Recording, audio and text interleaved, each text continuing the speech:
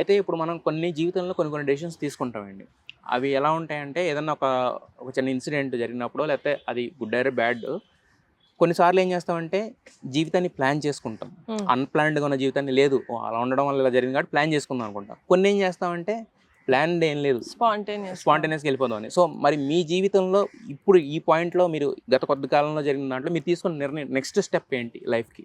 ఏది రిగ్రెట్ అవ్వకూడదు అంటే నేను ఎప్పుడు ఏది జరగాలో అది జరుగుతుంది. అది వర్కౌట్ అవ్వలేదు అంటే దానికి ఏదో ఒక అల్టీరియర్ రీజన్ ఉండుంటుంది అని నేను బిలీవ్ చేస్తా. I believe that I'm universes favourite child అని నేను బిలీవ్ చేస్తా. ఎవరికి అవుతుంది నాకు కాకపోతే అన్న కాన్ఫిడెన్స్ ఉంటుంది సుమి అన్నట్టు. జస్ట్ నా మీద నాకున్న నమ్మకం ఎప్పుడు పోగొట్టుకోకూడదు.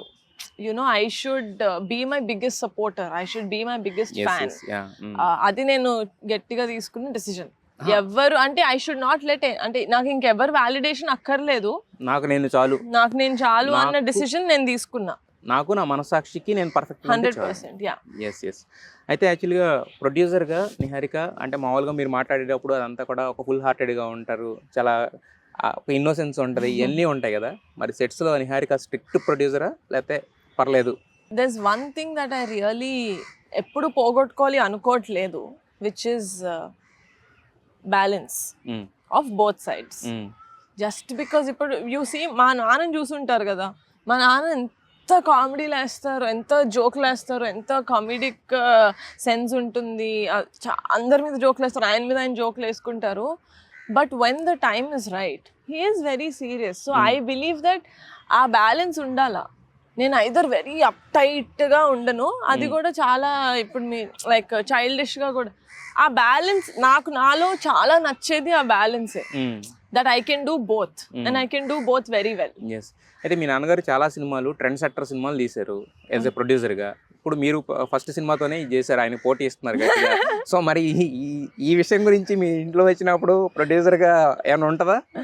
నేను గొప్ప మా నాన్న చాలా ఓపెన్ గా చెప్పేస్తారు నా కూతురు బెటర్ ప్రొడ్యూసర్ నాకన్నా అని. నేను నో ఆర్గ్యుమెంట్స్, ఐఎమ్ బెటర్ అని నాన్న చెప్తారు, నేను చెప్పాను. బట్ అది మీకు మోర్ దెన్ అన్ ఆస్కార్ అవార్డ్ ఏమో కదా? 100%. ఎందుకంటే నాన్న ఎప్పుడు నేను చెప్తాను ఇలా చెయ్యి, లైఫ్ ఇలాగే లివ్ చేయాలి అని ఎప్పుడు చెప్పలా.